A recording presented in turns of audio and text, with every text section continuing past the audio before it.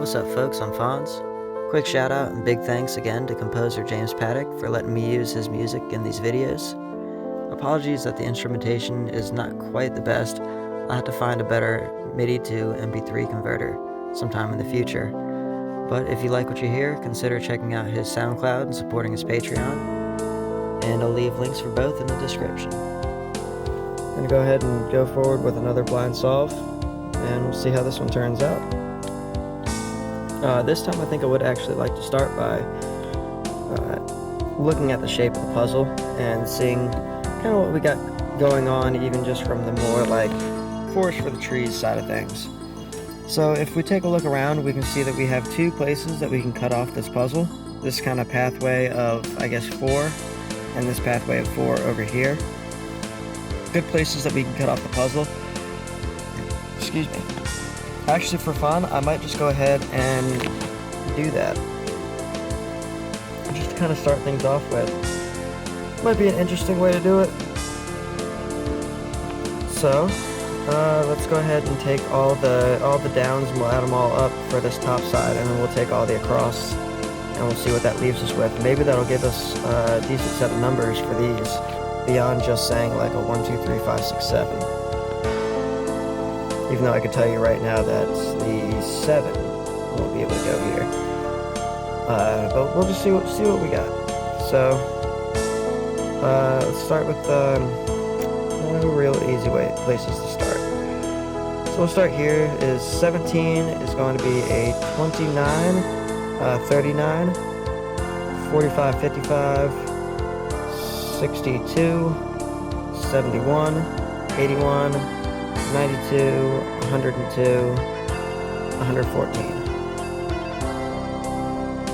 Okay, so 114, I'm going to make this 101, 91, 89, 49, and then 39, 31, 21, good God, 7, so 7. So these two add up to 7. Which means that this one is one more than that one. Or this one is one more than that one.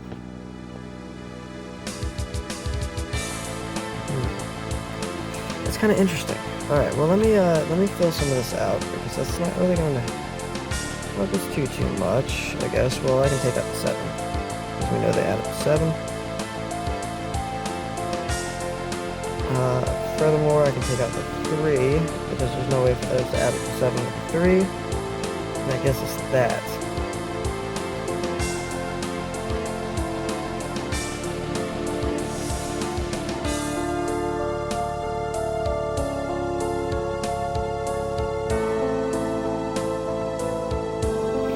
Alright, that should be correct. So those two add up to 7. This one is, or either one of these two is one more than the other one. So that should be good. Wasn't a particularly great place to start. It would have been better definitely to start off with the normal way. But it was still kind of an interesting little just way to start things off, just as something different, I guess. So this one's 4, 5. We'll take out that there. Take out the low ones.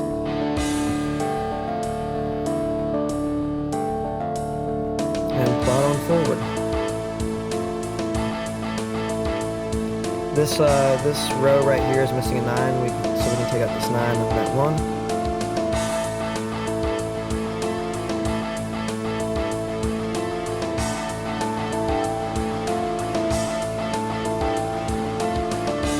Not a lot of easy numbers.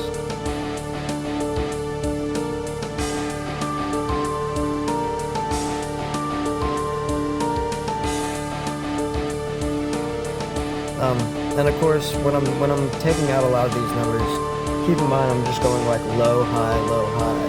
So I'm kind of going more off the logic side of things than, you know, necessarily the math side of things. Although speaking of the math side of things, these two do add up to 10. So we can kind of use that later as we move forward to say that the rest of these will add up to 26. Later on, we'll be able to separate this little block right here from this little block right here. I never finished looking at the shape of this. But yeah, so we have a few little small blocks of 4 throughout here. These we can use to basically say, like, these 2 squares add up to a particular thing, therefore the inverse, or these 3 squares, add up to another thing. Likewise with these blocks compared to these blocks and these blocks. So we can use those to kind of figure some things out. A good example being this one's 10, so these being 26, or this one right here being a 13, making these 3 a 13. So we can kind of use those. Likewise, we have this right here is kind of its own little block. These right here are kind of their own little block. And basically what this translates into is we're going to be dividing and conquering this puzzle. And that's kind of the terminology that at least I've seen used to basically describe, like, the strategy for breaking down, like, I guess, what to do.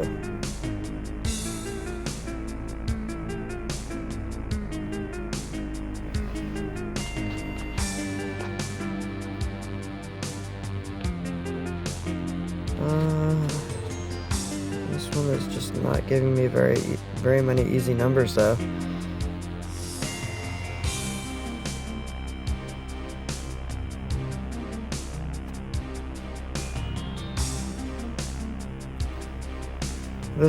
This column right here is missing a 3, which is actually going to let us take out the 3 and the 9, which is the lowest number and the highest number.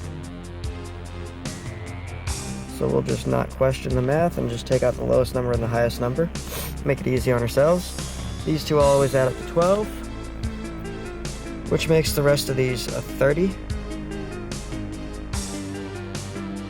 And based on the way that these puzzles typically go, and this is kind of more of a meta type of observation than anything else, I don't know if it would necessarily be correct in every type of Kakuro, although from the research I've done, I believe it's typically frowned upon for there to be multiple solutions for a puzzle. So looking at these, if there was a 7 or a 5 out here, you know, like for example, let's say that this was a 7.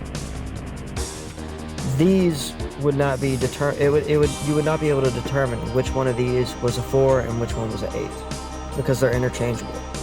In that if we don't have the 7 or 5, there has to be a 4, 8 in one of these 2 blocks, which would technically mean that there would be 2 different solutions to this puzzle. Something I've noticed about these that's definitely true with these with this program, and I believe would be true with most Kakuro puzzles, at least that would be considered like quote-unquote well-written or well designed, would be that you can't have multiple solutions. So therefore we should safely be able to say that this has to be a 7 and a 5.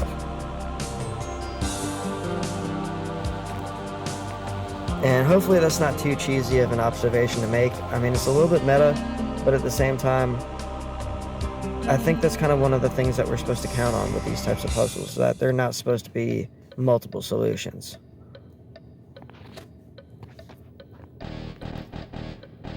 I am kind of interested to maybe solve this without that for now, and to just see how solving this will go without that. Maybe I'll run into a brick wall and I'll have to use that here shortly, but that would probably be a way to get us ahead. I'm going to try to avoid it for now, though. Maybe look elsewhere in the puzzle for just a minute and get my mind off of that.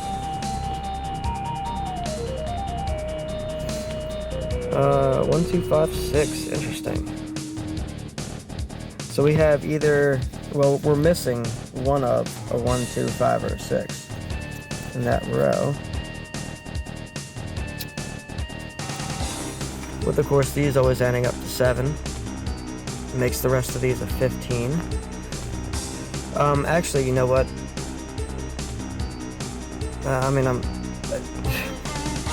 Damn it. I still don't have to do this yet, because I still wouldn't have that information from this, but I can say that a 9 can't go here. That has to be a 7, because this is a 10. This is a 1-2. That's a 1-2. It couldn't be anything else. So that was a bit silly. Also, 1, 2, 5, 6 are the only numbers that can go in these squares, which gives us, what, an 11, 12, 13, 14. It means that one's got to be an 8. Which also means that 4 and 8 can't go there anymore. So that gives us this. So at least that way we weren't jumping too far ahead to, you know, if we would have done that. But at the same time, still something that can definitely be done. A good meta observation to make with regard to these puzzles. Likewise, haha.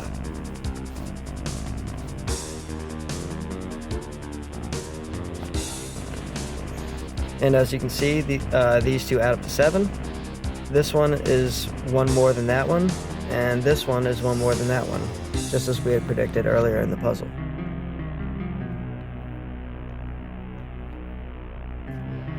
And now that we have all this kind of cut off, one side from the other, we'll go ahead and take a look at this little block right here, which we still haven't filled anything in for yet.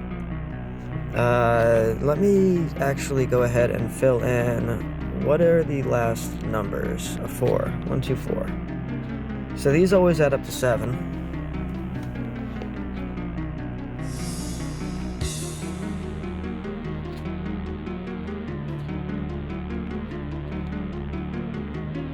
And this is what we got to work with. Of course, actually looking at this, 10 over 4 has to be the numbers 1 to 4. So we can't have that 6 anyway, which gives us everything else down here. Perfect. Makes it nice and easy. Now we just have this bottom half of the puzzle, and there can be some interesting stuff that goes on with this. Definitely some interesting logic that we can use as we kind of go forward. Of course, thinking along the lines of dividing and conquering, we can start to look at, so of course we said this was 13 before, which made the rest of these 13, so with that 6 out of the way, that makes these a 7, which means we would have a 6, whoops, not right there, so we would have a 4, 5, 6 there, so we can't have the 6 because up there, which means we can't have the 1. And likewise, of course the 4, 5 there means that these are deterministic of one another, which is kind of nice. But 2, 3 between these two gives us that 1 and this 2, which also gives us these over here.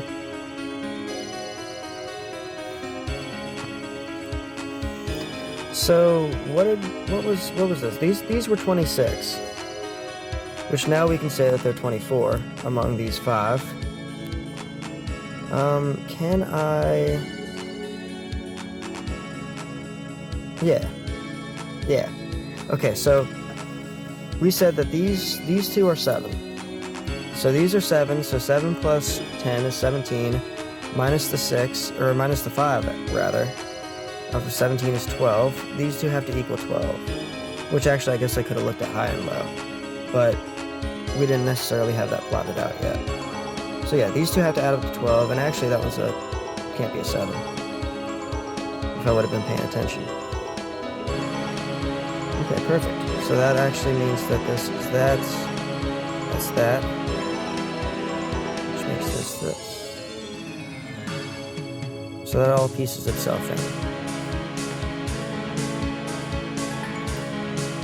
And 24, these should be 12, I believe, right? 10, 24, yeah, it makes these 12. Which,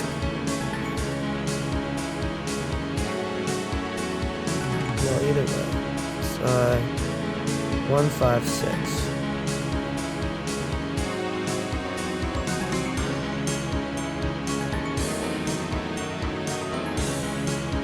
Oh my god, what's math? Okay, wait, so we can't have the 4 and the 5, okay. My brain just kind of tripped offline there doing that math. But this right here, Are all these numbers right? I think they are. Anyway, so we got a 12 among these. I think is going to be where we're probably going to find the answer. And it's got to be the 156. Which means that that's going to be that. And that's going to wrap everything up. Sweet. Awesome. So, hopefully this has helped to show off, I guess, a little bit more about some of the logic that goes into these. I think there's some, I guess, appeal to a blind solve, more so than, like, a practiced, like, solve, or even something that, like, I just vaguely remember. I guess the ones that I vaguely remember aren't so bad, because at least that way it can kind of keep it moving, and I can show some more of the logic. The prepared runs, I guess, are nice, just for the fact that I can kind of keep it all moving, but it also requires me to set up, I guess, somewhat of a script or like a plan of action, and I don't know, I guess there's some fun in just being able to take a look at the puzzle, even just while it's being solved, and being able to plot things out on your own without just me constantly, like, plotting forward, you know, like, without having to, like, pause the video, you know, and, like, me constantly just plotting forward, presenting new information, can maybe be a little bit overwhelming. I'm not sure, but hopefully doing, like, these types of blind solves gives the viewer plenty of chances to just kind of take a look around and see what's going on for themselves, and kind of follow along maybe a little bit better too. So that's going to wrap it up for this one. Thank you for watching, and see you in the next one.